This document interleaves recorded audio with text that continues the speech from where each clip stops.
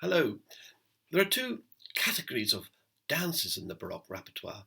The first category consists of those dances actually intended to be danced to, maybe in the court ballroom or on the stage of the theatre. And the second category consists of those dances which are movements, for example, this Allemande by Vivaldi, of sonatas or suites which are not intended to be danced to, but which have that spirit and often characteristic of the particular dance. So this movement needs to have that energy and vivacity of a dance. It's our duty to perform it in such a way that our audience will be inspired, at the very least, to tap their feet while we're playing. And one of the ways we do that, to inject vitality and energy into the playing, is to distinguish very sharply between those notes which are more important and those notes which we can consider as being less important, and we can kind of let them go in some way. So we get a perspective between the strong and the weak, rather like the artist's technique of chiaroscuro, where we have dark and light. So we create that perspective between the different elements. Now, if you look at these first bar and many other bars like it in this movement, we have a kind of barriolage. We have a lower part, a lower voice, which moves, and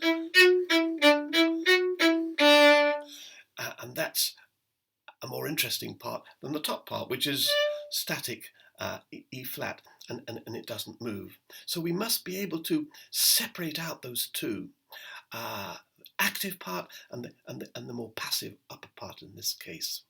And one of the techniques which I recommend, now this is a basic technique, it can be adapted in all sorts of ways, of course, but it consists of a basic active passive element of a bow stroke. I'll explain that clearly. It's almost like a pizzicato, only done with a bow. So I put the bow into the string, I feel well with my fingers into the string, and then I pluck the string with the bow, as it were. That's the first part of it. Now I want you to imagine that here to my right, there is a large rubber ball, and that every time I make that stroke, I hit the ball and the hand bounces back. So we have an active and a passive bow stroke, and that'll sound like this. So not two notes, but a single stroke with that active and passive element, the passive rebound, if you like. And we can practice that basic stroke with a metronome, stopping the bow between each pair of notes, and we can therefore gradually increase it until we reach a maximum speed, which is something like, well, we're just pinching the string on the move, as it were, no longer being able to stop. And then we can go one step further and use our wrist to achieve the rebound, the passive rebound on the next string up, like that.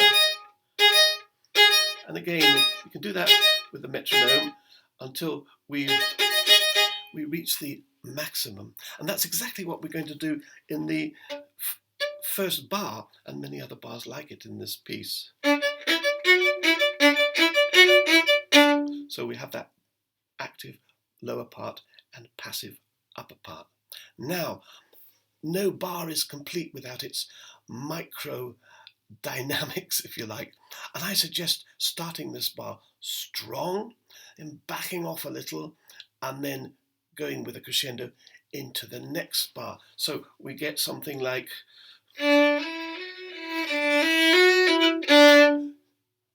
that.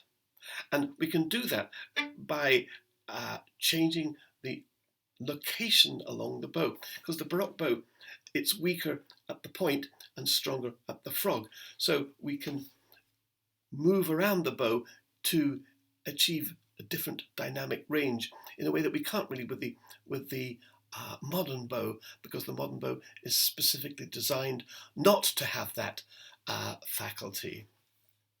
So I would suggest starting somewhere in the middle and backing up a little, and then working towards the frog in that way. Very important to be able to work one's way up the bow. There. Let's go on now to bar 5. Here we have a similar idea, but because it's got slurs, it's obviously more lyrical, if you like. And here it's the top part which is interesting. Oh, 3-bar phrase, or 3-motif phrase, if you like. And here it's the bottom part, which is not particularly interesting. So we need to bring out the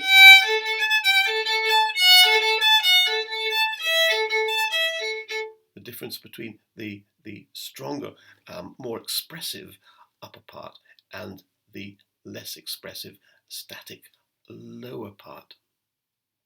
And we can start off by, again, on an open string, just playing the open string and then gradually separating the two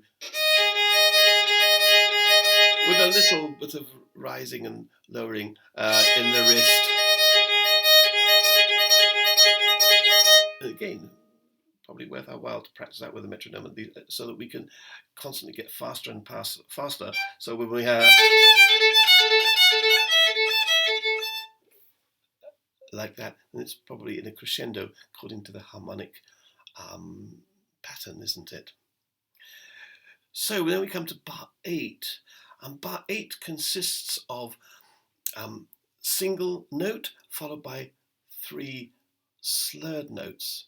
Now, our object, and there's a lot of string crossing as well, so we could harness our technical prowess, if you like, to achieve a completely steady rhythm, etc.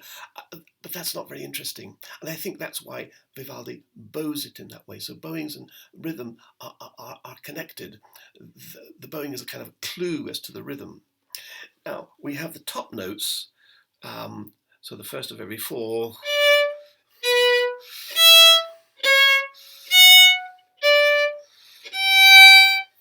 Yeah, so we have strong, weak, strong, weak, strong, weak, but all in a crescendo. And so those 3 pairs of notes. And the slurred notes link those two. So the first is strong, and then goes to the weaker one. And that builds up to the, which again goes towards the weak.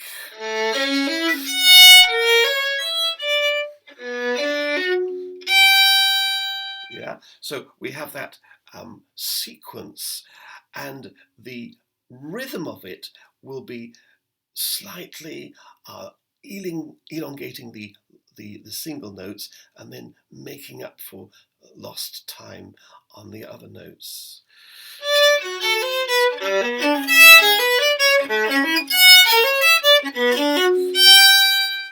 In that manner.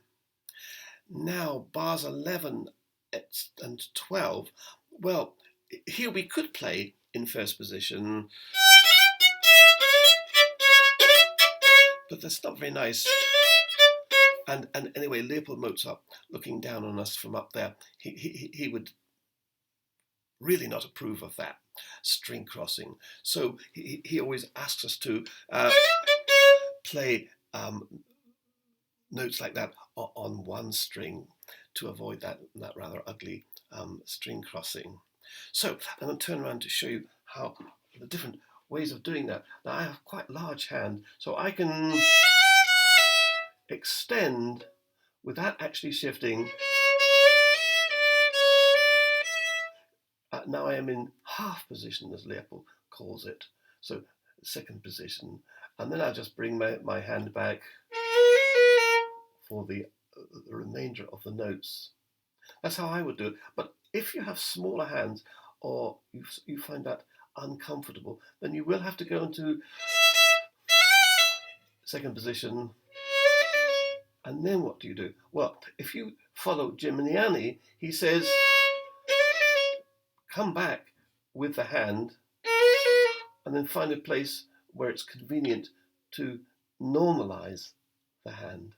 So you can try that, and it's quite easy to do, but you might prefer to do the opposite. When you play the second D, bring the thumb down and then draw the hand down. So it's something like that. Or you could do it Tartini's way, which basically he says there are different methods. Try them all and choose the one that suits you the best. Coming finally to bar 12, here again we have moving notes which are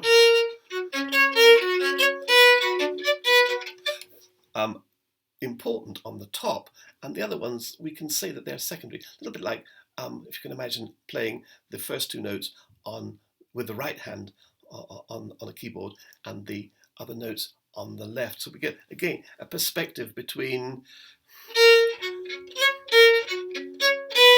etc. However, when the harmony does not change, then we shouldn't really accent the first of the four notes. So we only make some kind of gesture, if you like, when the harmony changes. So the second one is more passive, if you like, and then again.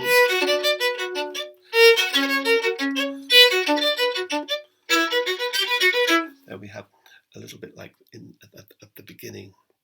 So you see, in the course of some 15 or so bars, there's quite a lot that we can learn, and these techniques can be obviously applied throughout the repertoire, so they're worth getting well and truly under our belts. So enjoy your practicing.